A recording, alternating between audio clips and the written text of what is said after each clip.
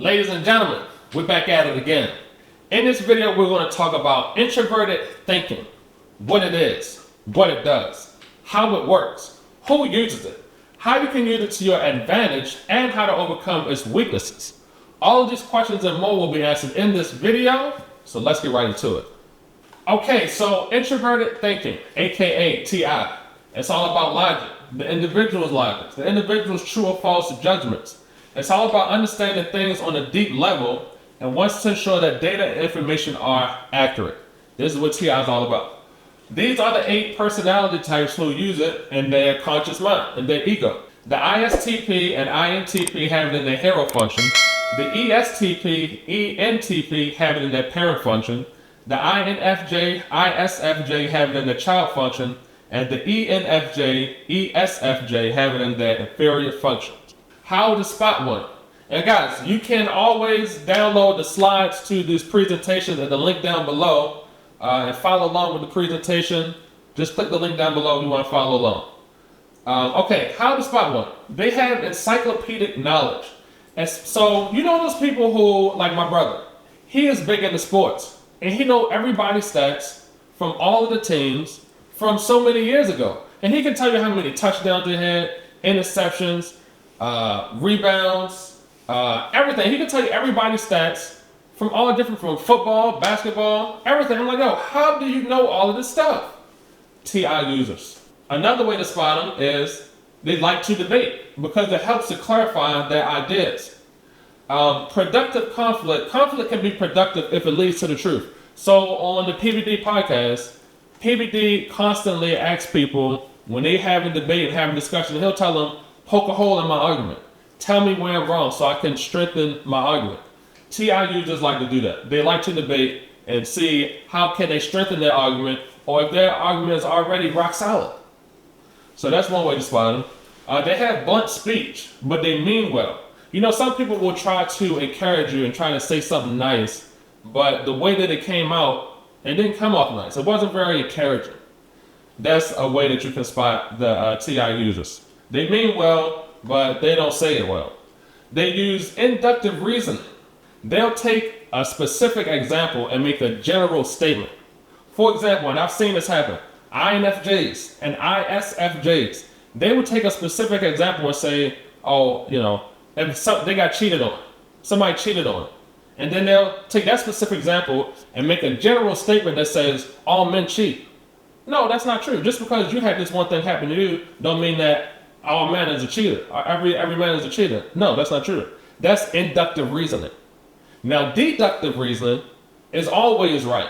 Inductive reasoning, it might be right, but it might not be right. Deductive reasoning is always 100% true. For example, if you say all mangoes are fruits, that's one statement. And then if you say all fruits have seeds, that's another statement. You can make a conclusion that all mangoes have seeds. That's a true statement. If a mango is a fruit and if fruits have seeds, then mangoes have seeds because it's a fruit. I'm gonna put a link to a video down below this to kind of demonstrate inductive reasoning versus deductive reasoning. I don't want this video to drag on too long, but that's one way you can spot a TI user. They take specific examples and make general statements that are not always true. They have a strong desire to fix broken things. Like my friend Tito Santana, my old colleague I used to work with, he is a great mechanic, a master mechanic, and he can fix pretty much anything. That is another thing that gives them away, and they have a strong desire to fix stuff. Like that was the time, sometimes I might call Tito with an issue about my car, and he'll help me diagnose it over the phone and actually fix the car over the phone. I've seen him do it multiple times. So that's another thing. They have a strong desire to fix things. That's why I got this clock maker as the avatar for the slide with all the clocks. They, intricate details and they like to fix stuff. So there's that. That's some ways you can spot the TI users. Okay, some famous folks. Bill Gates, Aubrey Plaza. She's a funny character too. Albert Einstein and Vladimir Putin. These are some famous folks who use introverted thinking. Some positives of the introverted thinkers. They are analytical and objective. They don't make decisions. They make decisions based on logic. They make decisions based on logic and not emotions. That's a positive thing. They're good at spotting inconsistencies that others may miss. They're also open-minded to hear other points of view and perspective, like we talked about earlier.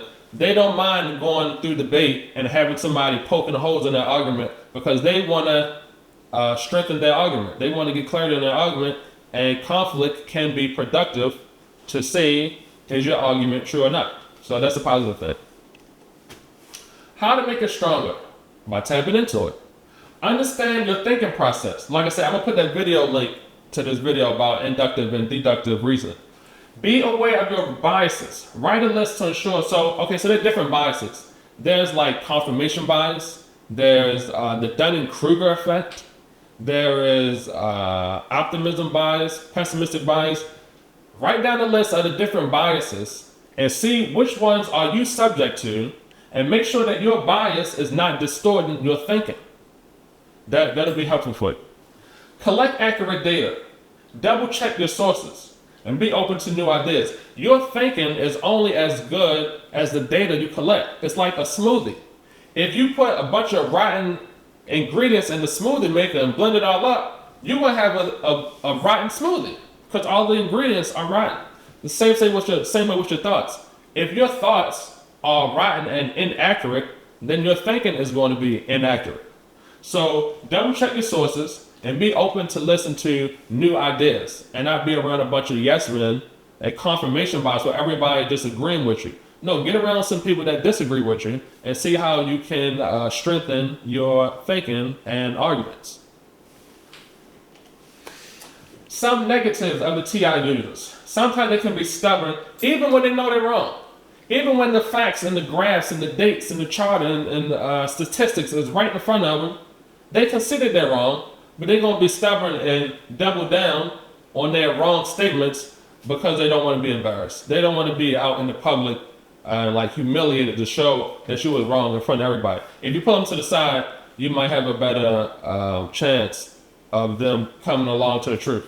But they'll be stubborn. They can also be arrogant, thinking they're the smartest person in the room, and they can be blunt and insensitive.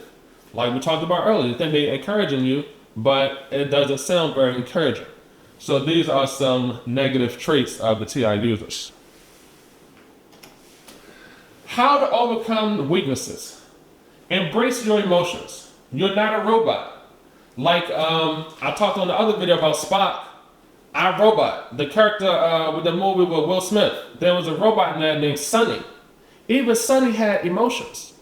You TI users, you're not Sonny. You're not robots. You're a human being. You have emotions. Embrace your emotions. It'll help you be a well-rounded individual. Consume new high-quality info like podcasts and books, especially on topics you disagree with. If you think that the earth is flat, then listen to some people who say the earth is round. And if you think the earth is round, then listen to some people who say the earth is flat and see are there holes in your argument.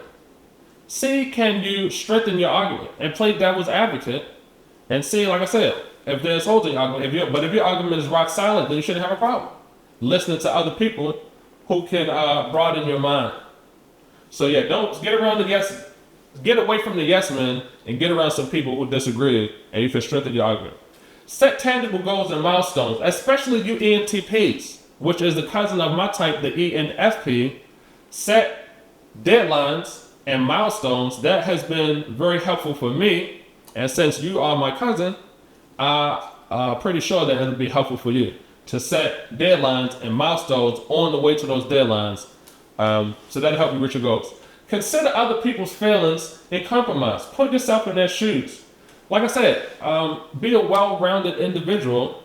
Put yourself in other people's shoes and consider their emotions before you make blunt statements. You can compromise and still tell them the truth, but you don't have to say it so harshly. You can choose your words wisely. So yeah, be a well-rounded individual. Logic is important, but so are emotions. You're not a robot, and the people around you are not robots. So consider that. Guys, we made it to the end of the 8 cognitive functions. Like, share, subscribe, follow me on TikTok, follow me on IG, download the slides so you can follow along. Like I said, this is the end of this series. The next series, I want to talk about the 4 sides of the mind and how to tap into them and how you can use them to your advantage. The 4 sides of the mind: the conscious mind, the subconscious mind, the unconscious mind, and your superego. And what is the gateway to tap in to these different sides of the mind? So that's the next series I want to do. Now that we finished this series, like I said, download the slides. There's notes taken at the end. And if you haven't watched all 8 videos in this series, then click right here, watch the full playlist for this series, and I'll see you on the next series. Peace.